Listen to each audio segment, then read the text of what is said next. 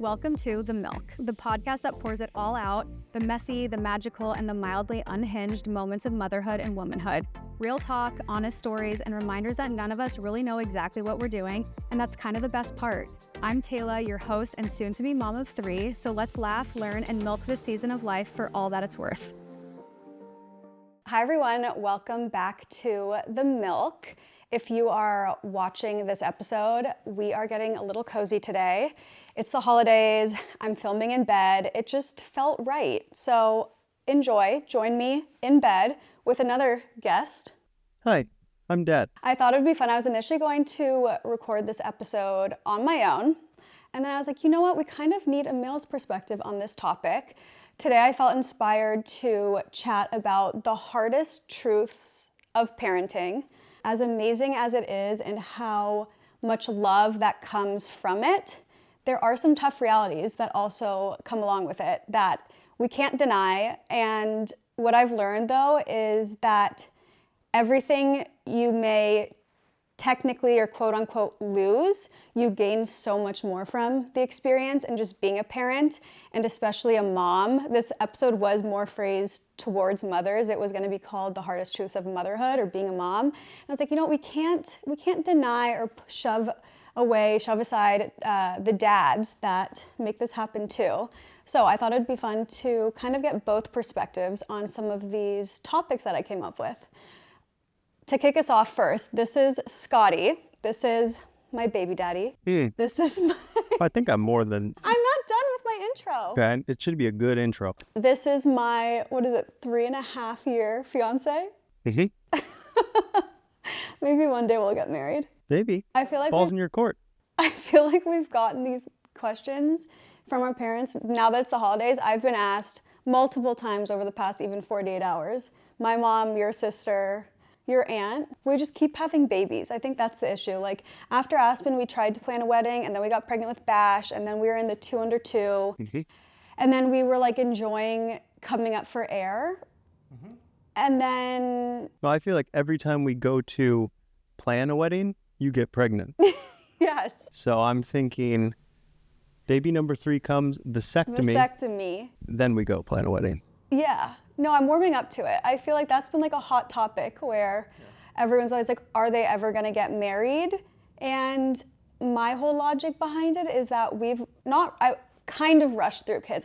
We're going to be having 3 kids in 4 years. And I'm 32. I'm the ripe age of 32.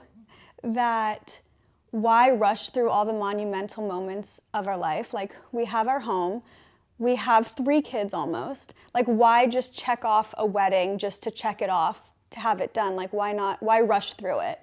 Why not just wait till the time feels right? Like, 3 kids is already, 3 full-time jobs. We both have full-time jobs. And then a wedding is a full-time job too.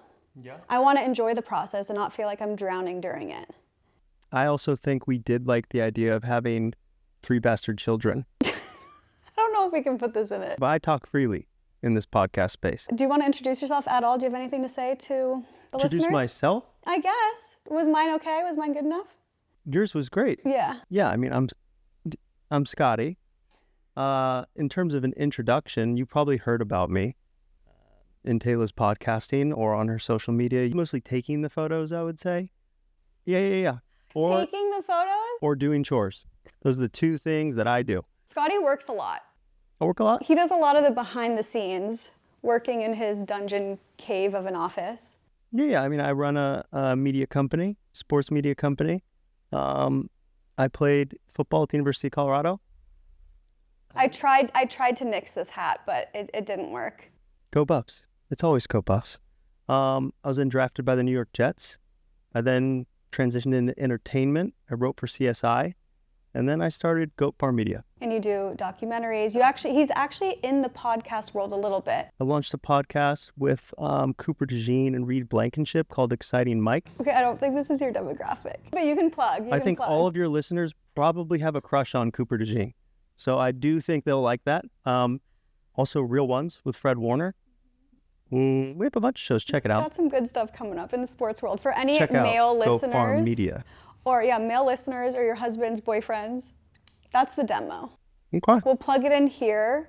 to get to the girls to take it to their partners? Girls love my content. Drafted? Come on. Who doesn't love a dream fulfilled? Okay, so back to the show. Back to the reason Back to we're us, here. huh? Yeah. Back to us. Okay, I think we've had the marriage talk. I don't know where that came from, but... Came from you. Okay, anyways, so like I said, I feel like this is a conversation we've had off mic. I've also had it with other moms and just girlfriends on like, where do we, like, it's like the tug of war between like, your heart is bursting with love, but simultaneously it's like the heartbreak that comes along with being a parent. So I thought it would be like relatable and we could all kind of just like nod together and be like, yes, I feel that way too, over some of the hard truths. Okay, so number one, you can love your child more than anything and still need time away to recoup. And then the guilt hits. I think more for moms than dads, but like we can hash this out. It's like that feeling of, I think moms on the daily, you're like, I so need a break right now, I'm about to lose it. And then you get that little break and you're like, okay, I miss my kids, I wanna run home back to them. And because you feel guilty for being away, even if it's like for or like a Pilates class. Even when I go to Pilates, I'm thinking of them during there, and then I'm on my way home, I'm so excited to see them. And then right back when you're in it, you're like, dang it, I wish I like appreciated that more. And didn't feel guilty. Or like going on trips, like we deserve as parents trips. Mm-hmm. I think I struggled with this more than you, or like you are always so excited. I get to answer questions on your podcast. You don't say what I... So how do you relate to this? Do I relate to feeling guilt? Or just like the feeling of so desperately wanting a break and then going on that break and then feeling the opposite, being like, I miss my kids, I feel guilty. Yeah, I don't really get breaks in life, but I do get time away. What about, okay, our date nights. Date nights. We recently did a one-night stay somewhere. We did a little staycation. Yes. I don't call it guilt. I miss them when I'm away. Or when I'm away alone for work, I miss all of you. So it's always really sad, like when I'm pulling out in an Uber or something, I'm like, oh, so I'm gonna miss them so much. And then I miss you the whole time I'm gone, and the kids the whole time I'm gone.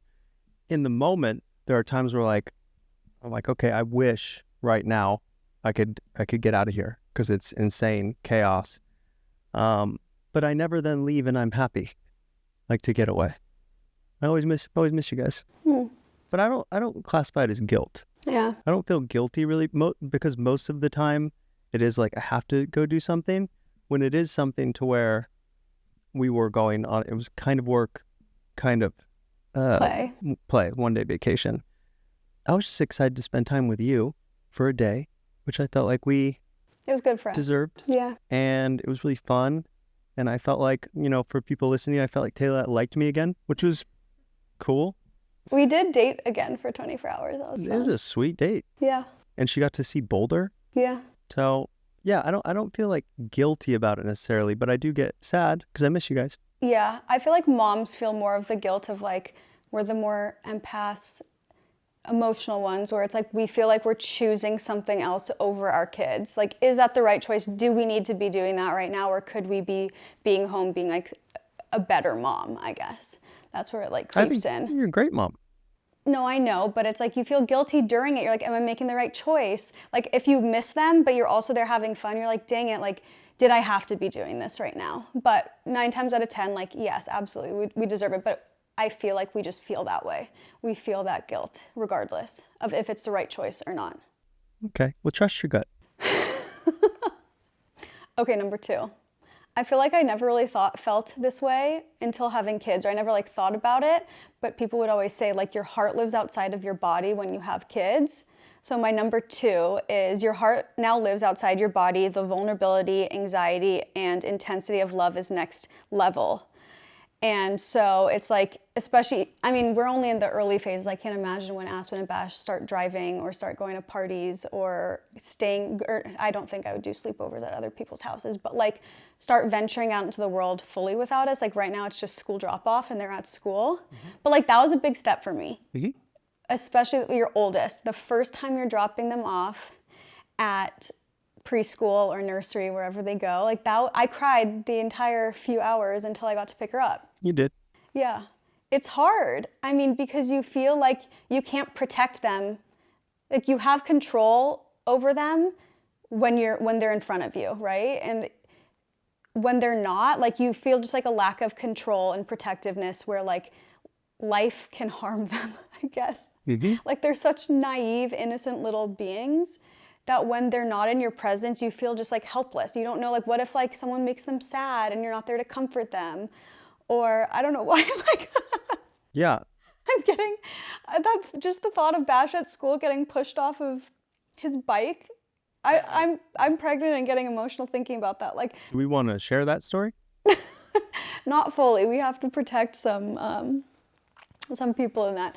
But like those little moments where if like Bash got pushed off a bike 2 days in a row into like muddy water and was soaked and had to change his clothes, and I was so upset picking him up. But like those little moments, like your heart lives outside of your body and you can't be there to comfort them or protect them or to stick up for them. And that's like such a hard pill to swallow, that like the true love of loving your kids, I don't know why I'm crying right now, Okay. is like, Do you need Kleenex? no, Okay. is like the truest form of love is like letting them out into the world, like letting them flourish, but that doesn't come without like struggle or moments like that, where like life kind of knocks them down, figuratively and literally. Well, in this situation, it was actually another human who knocked him down. So not even life. But I think both you, and at least in this circumstance I do, like you feel those monumental moments when Aspen's going to school for the first time, or Bash, and yes, they're outside of our vision or outside of like our control, even though we can't control them when they're in our house. I don't really know about that. But I look at long term, like their development long term, and how much Bash has progressed being around other kids, and ultimately this is their life. And we have to put them in the best position for them to succeed down the line. That's why I always talk about, I'm not here to be best friends with Aspen or Bash. I'm here to prepare them. And so for me, I view it as like that is a natural step. And the alternative to that is what? We safeguard them. We keep them here. We don't then expose them to the world, which they will then resent, and they won't form independence. So we're ultimately doing the best thing in their best interest, even if it's hard for us sometimes. Totally. And I think that's the hardest part of it, is like we know we're doing the right thing, but it also like breaks us little by little in ways. Yeah, again, you speak for yourself. I'll speak for myself on this Scotty, podcast. okay, we're a very different dynamic where he's like the law enforcer. He's like a cop? your dad was a cop. It was, yeah. No, but I mean, like when it comes to like laying down the law, like of what's allowed and what's not allowed. Absolutely. It's called guidelines. Yeah. So he has no problem doing that. Where I do it a little bit. Yeah, not often, but sometimes we run into situations where I have said no to something and you say yes to something. But that's because I don't know exactly. Which, for the viewers at home, Tayla and I have talked about a united front, or else they will attack. The kids will, they sense who to go to. So we got to stay connected, unified, lockstep and barrel. We're pretty good at that though. We are pretty good. We are pretty good. Aspen tries to swindle us a little bit. Like she'll say that Mama said that's okay. Yeah, Aspen's a liar. Or little things like that, where I think we need to have better communication of like, oh, I told Aspen already no to this or something, where like, or she'll be like, I have 5 minutes on the TV, and I'll be like, okay, and then you'll be like, I told her none, or I told her 2, and I'm like, ah. Yeah, I have a timer going. She has 1 minute left. Now you've reset the timer. We try our best. But no, I agree. I think it is the right decision to gently push them out into the world to experience all those things. We'd be doing them a disservice if we sheltered them from those situations and experiences. But it still hurts my heart. We're talking about school, okay? We're not having them go get their driver's licenses right now. Or like study abroad in college, like what? Now I understand why my dad cried when dropping me off at college. I was like, Dad, like get a grip. And now I'm like, I'm crying right now over the thought of the like 1% of what that was. Mm-hmm. I'm going to be psychotic when the kids go to college, if they go to college, or like when they We don't move even, out. will kids even go to college when that's their time? But like you get it when you become a parent. Like when it's your parents, you're like, okay, stop being dramatic, like stop crying, this is weird. Like why are you so upset and so obsessed with me? But like being a parent, you fully understand. It's like they're your entire life. Yeah, I think I used to be most concerned with like Aspen dating.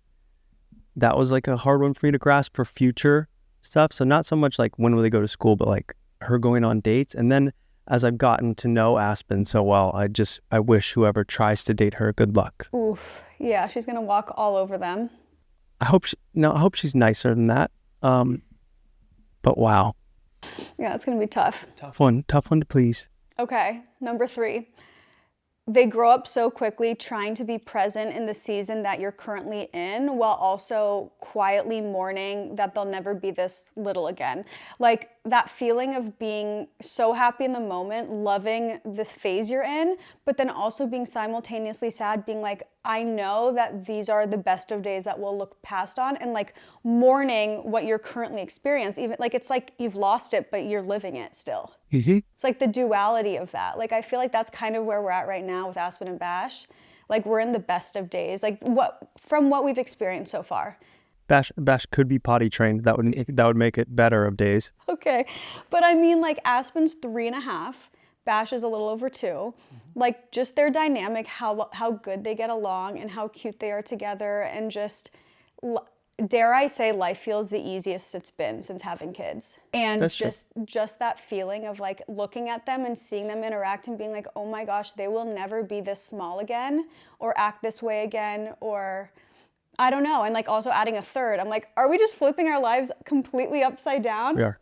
We are. Absolutely are. Answer is we are, but we're also adding love to it. Mm-hmm. Scotty's still trying to process a third, by the way. I totally processed it. Yeah. We're good. Yeah. I just know what it is. It's going to be bedlam. Chaos. It's Everyone chaos right says now. the third is like the easiest though, because they just like round out the family. They're trying to be nice. That's and people trying to be nice. They just bring everyone together. Like the third apparently is everyone's baby. I think they're all a dice roll. Anyways, back to this. I just feel like we are currently living the best of days where it's like I find myself mourning and getting sad over the days we're currently living. I feel like for me, mourning is probably not the right word, but there is some sadness around like Aspen more so of like, okay, she's like funny and engaging and she's so little still and she wants cutties. And I think about like, okay, what's going to be that cutoff when she doesn't want to have dad at cutties anymore? Or like how she asked like little cutties or big cutties, or no, little tickies or big tickies. Well, she doesn't like big tickies. Big tickies are serious. We have like cutties is like cuddles in bed. And then tickies is when Scotty roughhouses with them before bed and he'll like have a tickle attack with them. And if they're too hard, she goes, little tickies. And so she wants a little ticky. The tickies can become very aggressive under the armpits. And then like the arm scratchies, or she likes the, like when you tickle her back, like she wants her shirt or her arm or sleeve up just to like tickle her. Like, again, very specific. She is. We are. We women typically are. But those, or like my perfect example is, and you might disagree with this, is when Aspen, like she says the cutest, funniest words wrong. Like she calls fruit toot. And or she's tooting. What else does she say? Like she says, what did she say when she said, excuse me, Dad, in the car last night? I don't know. She did call you Tayla in the car, though, which was hilarious. Hey, Tayla, when she wanted something, I'm like, dude, you're 3.5. She also asked Tayla her last name the other day. Oh, yeah, I was frazzled over that. I feel like Scotty put her up to that. I did not put her up to that, but tell everyone how that went. We're like driving to school, and I'm like, Mama, what's your last name? I'm like, Burke. And she's like, what's your other last name? And I was like, McKnight. And she's like, well, what's your like real last name or like something? I was like, Burke McKnight. I was like, oh my gosh, we're getting to the age where there's questions. When are you gonna get married? And we're like, we're just waiting on number 3. We didn't want to differentiate between the 3 of them. No, And so, yeah, that was pretty funny. I was like, oh shit, hit me with the hard questions before 8 a.m., before I've had my coffee, taking you to school, girlfriend. So our Christmas card this year said from the McKnights. The McKnights, yeah. Yeah. But my point was, I love her saying words wrong. I love it so much because it's just so cute and endearing. And Scotty tries to fix the words, be like, what did you say? And then be like, it is fruit, or like excuse, or like he wants to help her develop. And I'm like, no, but please just let her say it a little longer, because she will never say it wrong ever again in her life. And it's like, I wish I could just have a tape recorder on me all the time, or just like, that's why I take so many videos of her talking, because I always want to remember how cute her little voice is and how wrong she says things. It's just so sweet. Like, that's to me the tug of war of like being so happy in the moment of the phase you're living in, but also being so sad that it's not going to last. I don't try to fix the words.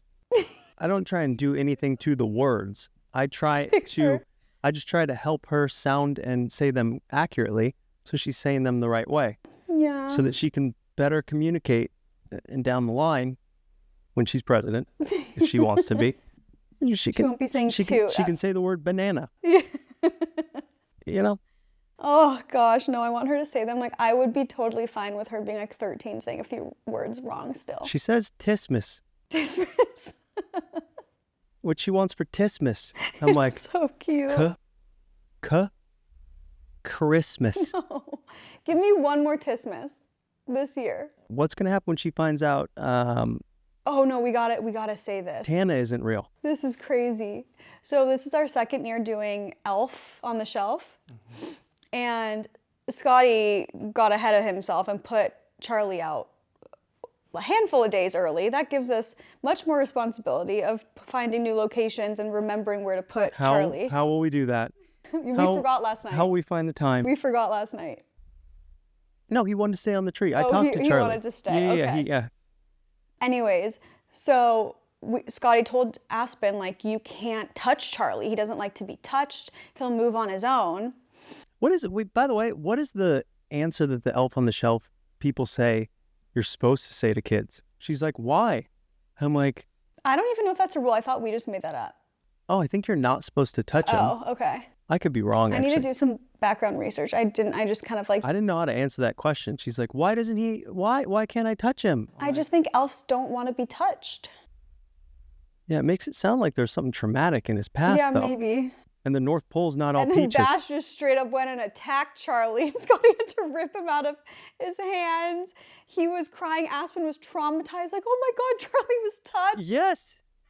Yeah, that was pretty funny. Oh. But anyways, when Scotty was talking about the elf, she looks at him and goes, it's take. Like, it's fake. I'm like, you're 3.5. Like, are they supposed to know that these elves are fake? Like, is it okay? She said, he's take. He's take. And she was saying it, like, looking right in his eyes. You're take. To Charlie the elf, I'm like, well, he's not take, and he's going to go talk to Santa and tell him what you want for Christmas. So if you want your Barbie girlfriend, you better think that he is real as heck. You better say you're very real, Charlie. Oh my gosh, that's so funny. Yeah, so that was, anyways, that's, I think, it's my perspective on that. Well, here you go. If you're sad and you're mourning them growing up, you're going to get a brand new one here in April. I'll never recover. I'll never get over this, that we're just going to keep reproducing because I can't mend this issue. No, we're not, because I'm gonna snipped. Yeah. Okay, number 4. Ooh, this one hits really hard for me, especially after having Aspen. I think this was my hardest part of like postpartum and entering motherhood. It's that you can't have it all at the same time, and I feel like we've been brought up, especially like women, like with that like girl boss era of like, you can do it all. You can be a mom. You can run your own business. You can, still be going on girls' trips and all those things. And I think I've realized like you actually can't, and that's okay. You cannot have it all. And just be like finding your way to peace with that, because how I view, and like when people say like, oh, work-life balance, or like, how do you balance motherhood and working, or how do you balance this? It's like, there actually is not a balance. It's never in balance. It's never 50-50. And My whole thing is like, you have one pizza pie and like you have the decision and choice of how you want to slice it. So it's like one slice is being a mom or being a dad, one is work, one is friendships, one is working out, one is your social life, like with friends, one is traveling, however, whatever relates to you. But I think that's the hardest part of like, you're never giving the same to each one. Like it has to flip. Like there are times where maybe I'm giving 60% to being a mom and 30% to my work and 10% somewhere else, and I'm feeling guilty for, I feel like I'm, what's the word I'm looking for? Like straying away from all my commitments with work, and then I'm feeling guilty that I'm spending more time with the kids, and then it's like I'll try to recover from that and put more into work, and then I'm feeling guilty of feeling like I abandoned my kids like 10% less. And so the feeling of like you actually can't have it all, and like I guess you can try to rebalance or recalibrate every day or every week or every month, but like there are times where like your relationship struggles because your business, like you're having difficulties in business where you feel like you're putting out fires constantly and you physically don't have the energy or time and attention to put elsewhere, or like into being a mom or being a dad. That like that tough reality of like, no, you actually can't have it all no matter how hard you try. Like something is always sacrificed in order to focus on something else. I think that's part of it, is sacrifices. And yeah. And also understanding, we'll use the pie analogy, right? There's certain... Do you like that? Do I like pie? You like that analogy? I feel like that's a good analogy. I like the analogy a lot. Uh-huh. I think certain pieces of pie are like, you have to eat them, right? Like work. Yeah. Because that then is something that, you know, you use to provide for the other pieces of the pie. That's been our biggest struggle, I think, in our relationship. Yeah. I joke that he's like a workaholic, but he also like is that type of personality where like if there's something he needs to get done, he will not stop until he gets it done. And then at times it like makes me feel like less prioritized and all this. And his argument every time is, do you think I want to be doing this, or do you think I like to be doing this? It's because like I need to provide for my family. And then I'm always like, oh shit, yeah, you're right. Like you secretly in my head, I'm like, fuck, I can't argue that. Well, it's like, I would much rather be like, I'm the type of person who likes to chill. I do like chilling. So I'd much rather be chilling with you and the kids than staying up till 3 a.m, making sure something is good to go out the next day and making sure the show is good or whatever it is. And so I think like I understand when I have to do those things. I also, it doesn't take away from understanding that it can be difficult on you, because I know myself and I know that I can be tough to connect with when my mind is somewhere else that I'm fixated on that I need to get done. It's just the like autopilot of like physically having that human next to you, but mentally they are not with you. They are elsewhere. And then it's like, it makes you feel lonelier in that person's presence than like actually being alone. I think that's the hardest part. It's like, oh shit, I'm in this person's presence. I'm with my partner, but I feel more lonely sitting next to him than when I'm actually alone because of what they have to get done. And like, I feel like we've finally found more of like a groove with that and a way to, I hate to use the word balance, but like actually it feels like much more balanced, or not so much like 90% work, 10% everything else. But it changes. It changes depending, like maybe a month ago you had a week like that, or you had a few weeks like that. Mm-hmm. But I think just knowing that you don't always have to have your pie sliced the same, but it also comes with like feeling like you're putting less towards other priorities of yours, and just like making sure. I think it's just like checking in with yourself on what you need to get done. I like doing it per day and also per week, like the next week, okay, like or month. I also look at it like you eat different pies at different stages of your life, right? Like I feel like before I met you, I would work and then I had a bunch of social pie. I was just eating social pie all the time. Were you? It was COVID.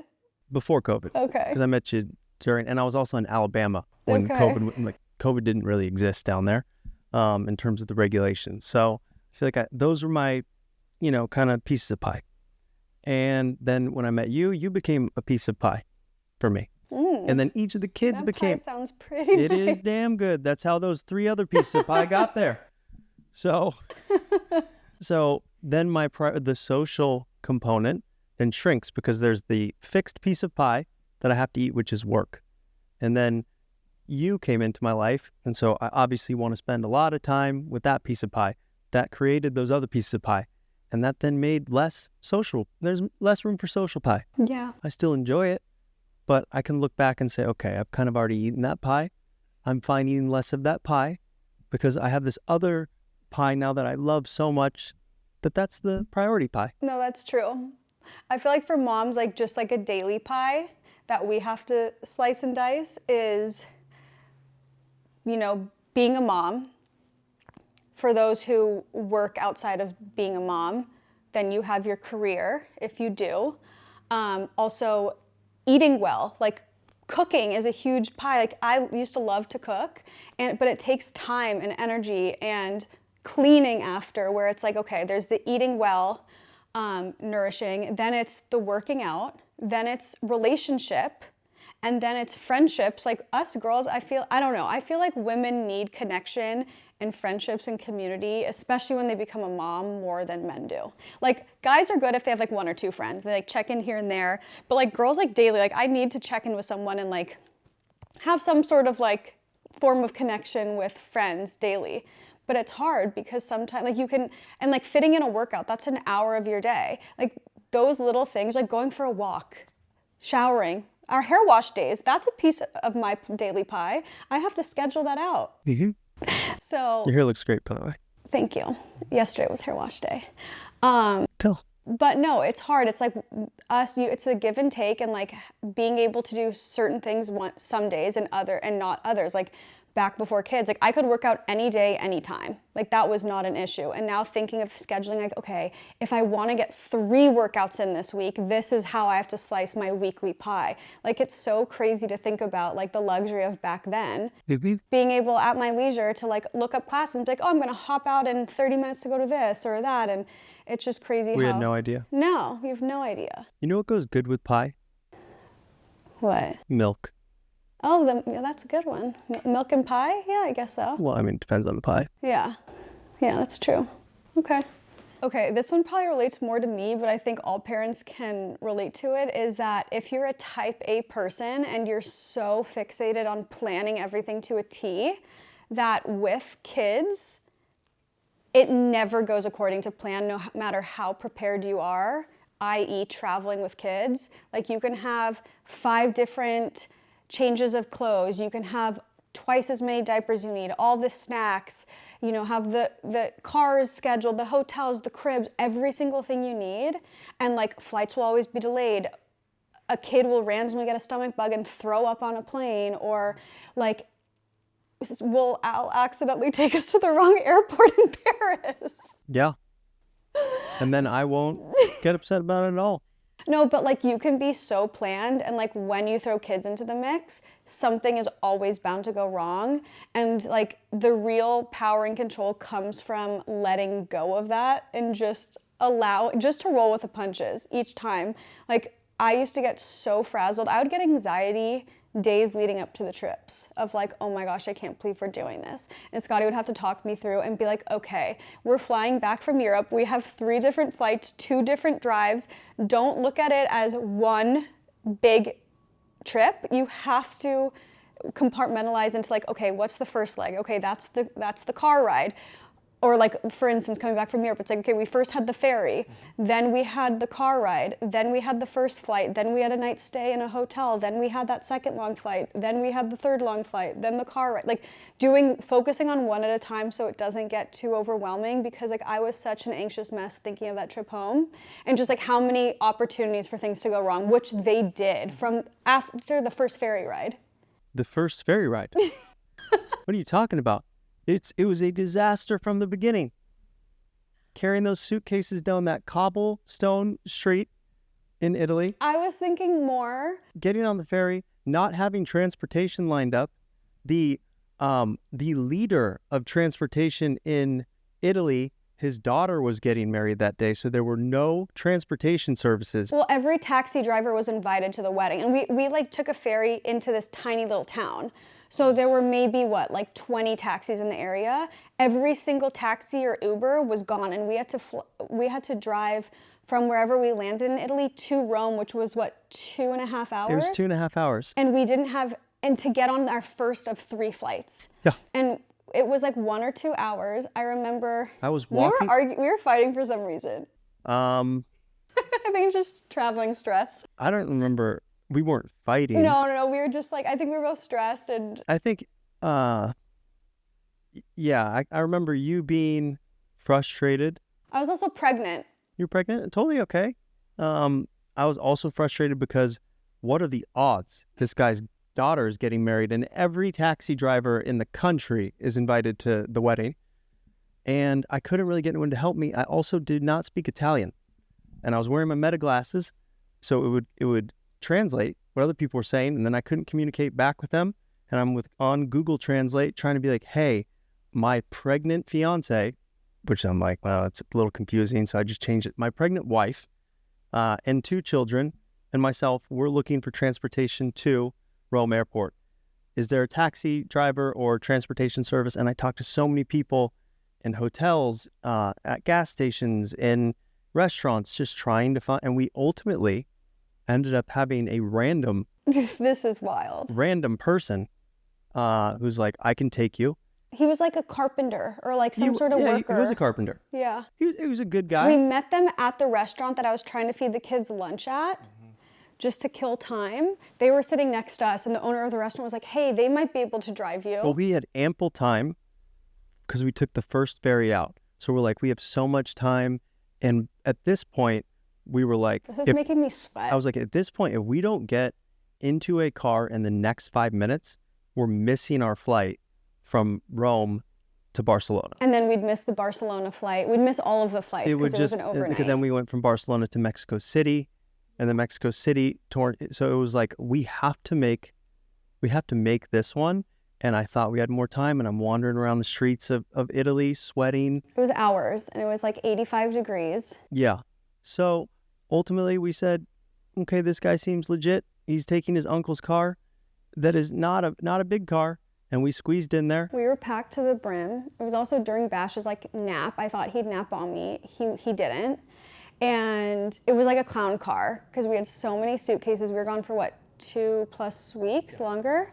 But anyways, the whole point of this is that like we had this plan planned out to a T. We knew exactly what we had to do from start to finish of 36 hours. Yeah. And everything within the first hour just got flipped upside down. And granted, it's not because of having kids, but like with kids, these things will always come up. And I think it's more of like how we now picture vacations, or it's like adventures. It's not vacations, you're not relaxing. It's like, okay, when we're going into something like this, it's always just an adventure.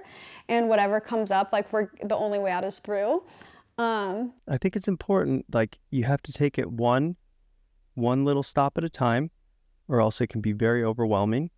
And it is good to look at it as an adventure, because something, to your point, something will go wrong, and it's just like kind of beyond your control. You got to just like keep pushing forward. And I will say, it makes the trips where it's just the 2 of us a vacation. Oh, such a treat. It's all good. Security line's long. Who cares? I don't care. I don't have a child trying to run out of my arms screaming and whatnot. No cookies on the flight? No problem. No. But yeah, I think like focusing on like being okay with the loss of structure, or just, surrendering to whatever happens over like the perfect plan and how it actually works out is what makes it so much more enjoyable. Not that it's that enjoyable, the process, but then like you reap the benefits of like when you're there or anything. And I think that's with everything. It's not just traveling, but like with kids, things will always happen. And I feel like I've become way more type B. No. You're still type A, but you have, you've gotten way better at just like the crumbs in the bed, that would never fly with me before. No. Them eating in our bed, all that. I just wouldn't call you type B. Okay. I would say you're a more lax type A. Type A minus? Type A minus is fine. We'll go with that. What type am I? type C minus. C minus. What is that? I don't know, like super relaxed. Oh, Super relaxed, just like, okay, yeah. right? Type D. Okay. Oh, this is a good question for you because Okay. I feel like with you becoming a parent, going like very type B, has being a parent made you more type A? Yes. Well, I'll backtrack. Being with you brought me from like type Z up to where like people probably don't know this. I used to not keep a calendar in my phone.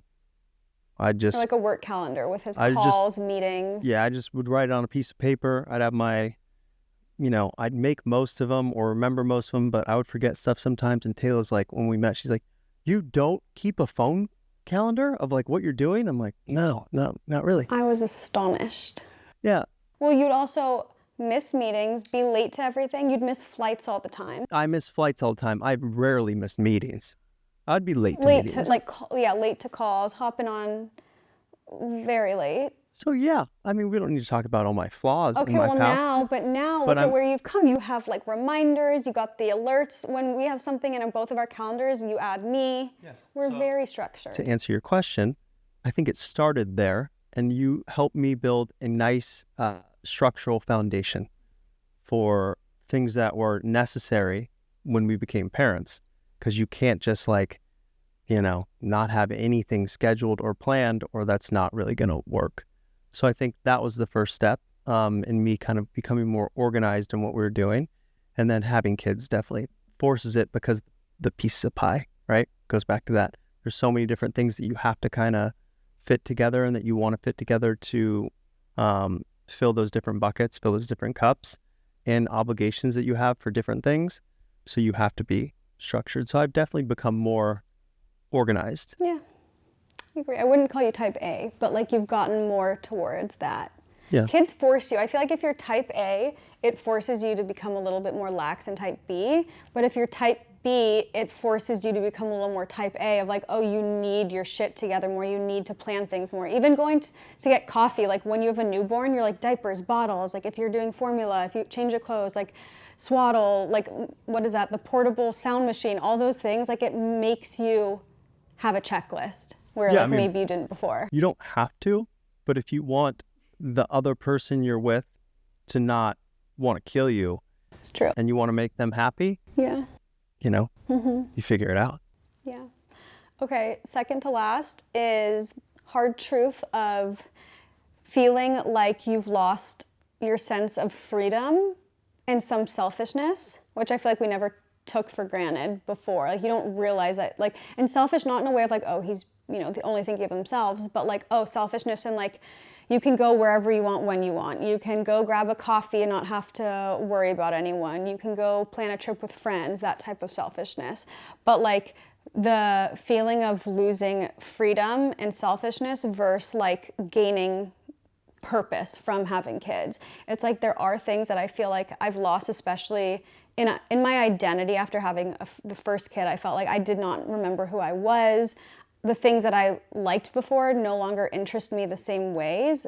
I'm like, who am I now? Like I felt like I lost so much of myself, but then I gained an entirely different identity through being a mom and finding so many other things, like new things that I loved.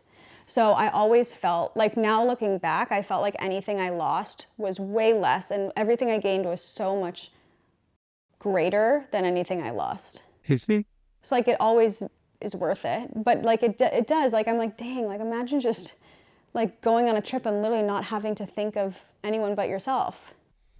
I can't imagine what it's like for you or honestly for women, because it's such a different experience. Like it's a question for me, but it's more to kind of put the spotlight back on you for a second of, I can't imagine all that goes into growing and delivering a child, and then the responsibilities that really only you can take on after. It's like the mental load, the things of like, and physical. Yeah. Like it's mental and physical. So like those are things where for me, like it was an adjustment being when you were pregnant of like, okay, I need to take like extra attention to detail here, or when the baby comes and I'm like, I have no idea what to do here. I have to just live on YouTube and try and make sure you're like as happy as possible. And I'm there for you as Take much. orders. No, but you were good about it. Like we were both first time, parents. And then we kind of we've gotten into a really good groove. But I'm really proud of how you've been able to take on some of these really difficult things, whether it be, Aspen crying nonstop for the first 6 months with colic, or Bash not being able to eat solids and just throwing up all over, mostly you throwing up on me too. But we've had difficulties with the kids or with different pregnancies, with the cerclage, with Bash being breech. Like there's been a lot that you've had to kind of go through, and you have taken on more responsibilities as a mom. So you've had this huge transition since the time that I met you, but you've done it in a way.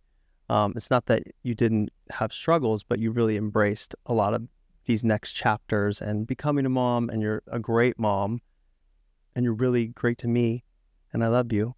So I'm proud of you. Thank you. I'm proud of you. Thanks.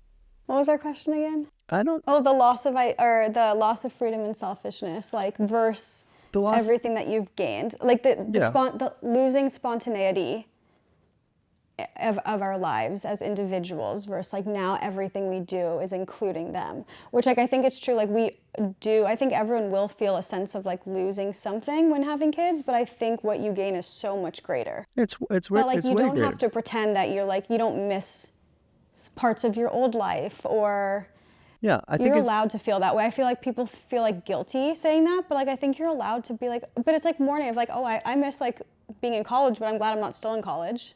If you were still in college at 32, and you weren't studying to be a serious doctor, there would be a problem. I miss those days, but I'm not wishing them back. So it's there's parts where I'm oh my gosh, I miss before I had kids, but I'm not wishing I was back there. I mean, you know this about me, but I don't really do that in general. I never really have.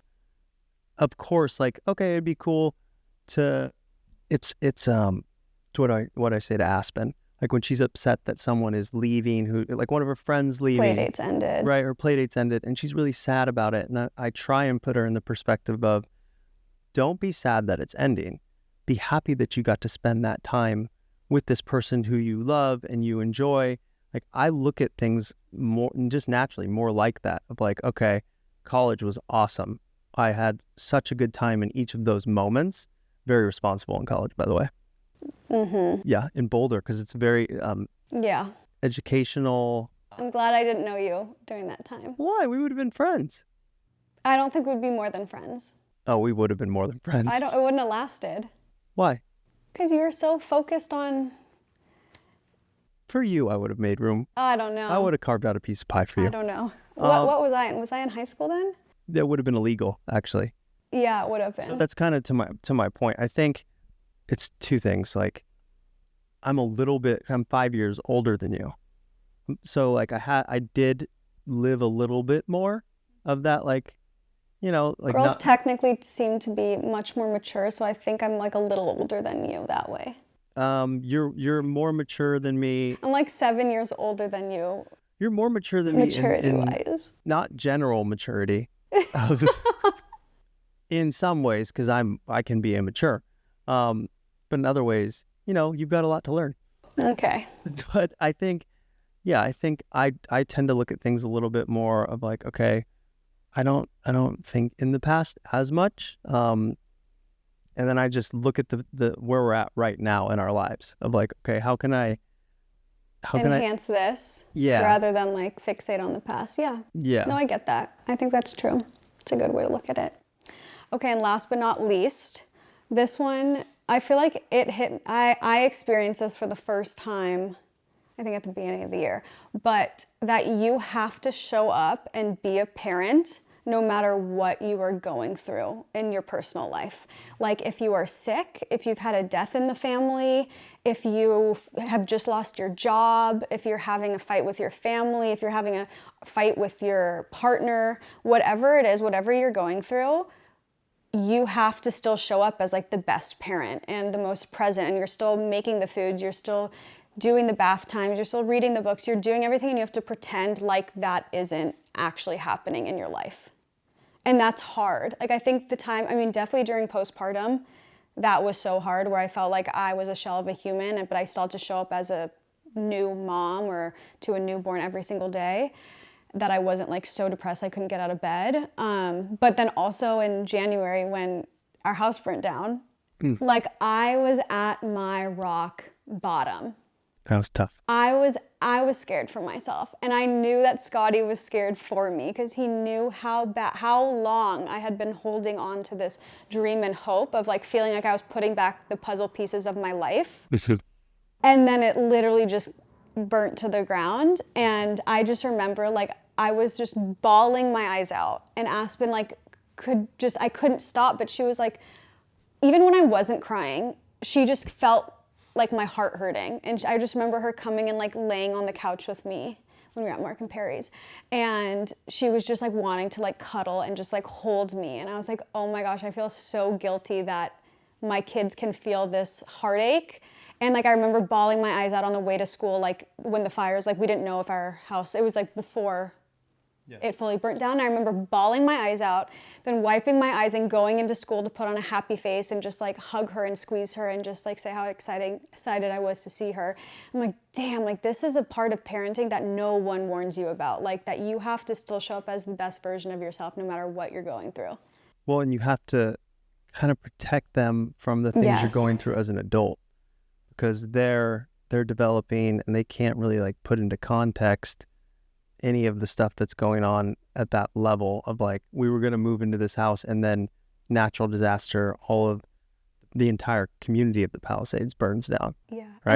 And like the hard part was like, we had talked about the house, we had hyped the house up, we had moved out of our old house. Yeah. We were like, we're days away from moving to our new house, your new room, you can decorate it how you want, this and that. And like, so she kind of knew, but then it was also she knew, but she also like then wasn't like, what happened to that house? But she was like, then we were like living out of a suitcase for a couple weeks, and she's like, I just want to go home. I just want to go home. And it's like protecting that of like, we were bouncing around houses and like Scotty was building and unbuilding cribs to go to different houses because we couldn't go back to our old house. And then eventually I was like, this is too much. Like we can't protect them from this enough. Like just the confusion was so hard that we were like, okay, take our house off the market, take all the staged furniture out. Like we're just gonna remove back in, reset, make sure they're good, even though we're not good. And like we'll figure this out after that. But one of those moments of like, she didn't fully know what was going on because we had to like protect her. We couldn't be like, oh baby, like there's a massive fire that's taking over all of LA and it feels like the world is burning down. And we're trying to navigate that. Yeah. That was a very difficult time, and I was concerned because I knew how fragile you were, and there was so much hope associated with not just the house, but it was like what the house and what moving up there represented to you. It wasn't the house. It wasn't the house, it was the dream and like our 5-10 year plan of like where we were gonna put down roots, raise our family, me feeling like I was getting some of my identity back after like leaving LA prematurely where all my friends were, where it was better for work. Everything that like I found my confidence, and I know like your confidence doesn't come from like those types of things, but like I guess the roots of my identity I was going to be getting back. And then when that happened, it was like, no, you're not just not getting it back now. Like you are not going to at all, because like all of it is gone. Let me ask you something though. I know what you're gonna ask. You do. So now looking back on that moment and being where you're at now, where you're very happy with where we're living and the community of friends that are close by for not only you, but the kids. Now, do you have a different perspective? Oh man, it turned out way better than probably plan A. Like plan B feels like plan A. And I've said that where I'm like, God redirects you. Like you feel like you're at rock bottom and there's nowhere up from here. And like nothing will compare to what you thought you were going to get or where you were like directed in life. And then God will just take you completely somewhere new where you didn't even anticipate or like entertain and find something better and more meaningful and more purpose. And like the kids are happier.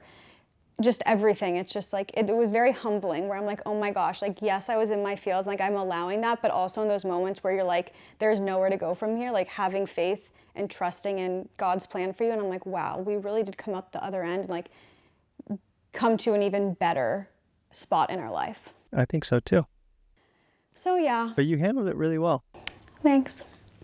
I'm proud of you. But I feel like everyone can relate to those types of things where you feel like you're crashing out, rock bottom, can't recover, don't know how you'll ever get there. And little by little, and just with some luck and faith. But it's peaks and valleys too. Yes, the peaks and valleys. It feels like something's overwhelming. There's usually good stuff coming around the corner. No, that's true. This was a good episode. I enjoyed it. Therapeutic. Very. Yeah. Is it cathartic? And therapeutic, I think. I think more therapeutic.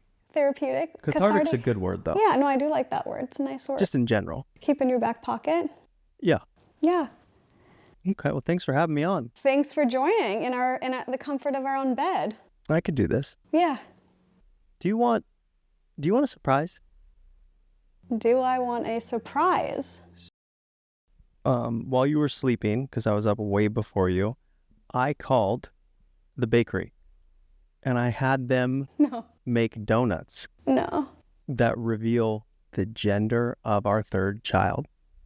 So I was thinking after we wrap this up, it would be fun if I brought the kids in with the donuts. Are they here? The donuts are here and the kids are here. Right now? Right now. So we could bring them in. Wait, stop it. I'm sweating. And as a family. We were, oh my God. We were going to wait till birth. We were going to wait till birth. Well, I think that's a story for another time. But wait, it's here right now? It's here right now. And I haven't looked and I haven't eaten any of the donuts. Are you going to go get the kids? Yeah, I'll get them right now. Oh my God. Wait, I'm sweating. Is this going to be part of the episode? It should be. We're about to find out the gender of our third baby. Scotty is surprising me. He's getting the kids. It's so weird that this might be the last time. This probably is the last time that we're ever going to do this. That's such a weird feeling. Aspen, Bashi, come here. Dada has a surprise. Bashi! Hi, bud. Come here. Come here. Come sit right in between Mama. Hi, bud. You want to sit on my lap? Hi.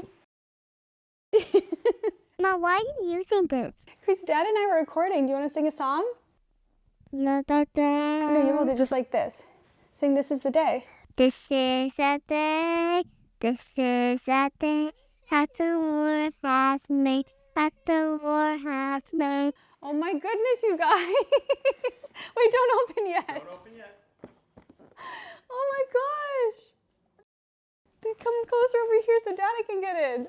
We are in here. There's a couple surprises. The first surprise is there are donuts. Do you like donuts? No. What? Do you like donuts? The second surprise is this is going to tell us if baby number 3 is a little girl or a little boy. What do you think it is, Aspen? It's a girl. It's a girl. Bashi, do you think it's a baby girl or baby boy? Baby girl. Oh. Girl. And what do you think? Okay, so I was so boy at the beginning. Then I feel like I turned girl, but now I'm like feeling more boy. You think it's Bashi, boy? hold on. No, I want to say girl though, but I don't know. What do you think? I think it's a girl. Oh my God. Count of 3. 1, 2, 3.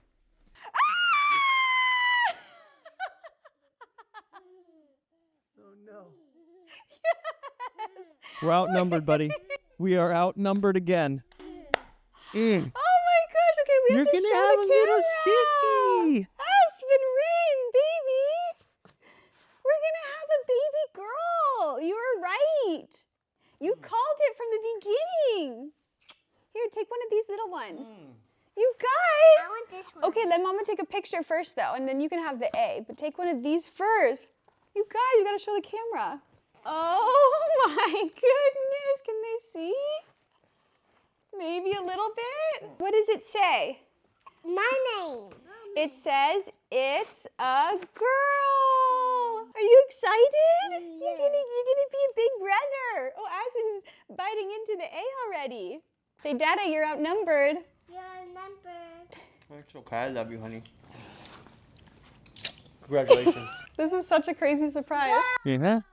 We are having a baby girl. Can you believe it? Another McKnight girl. Another Bash? McKnight girl. Bashy boy, you're gonna have 2 sissies. You're gonna be a big Yeah. brother. Anyways, this was a fun way to end the episode. I thought you'd like it. Thank you. You're welcome. Thank you Mommy, for we reading. did this bathroom. Anyways, you guys, thank you so much for joining us on this episode. We hope you liked it. Thanks to my special guest Thank you for having me. and my 3 babies. Can you say bye, everyone, till next week? See you next week.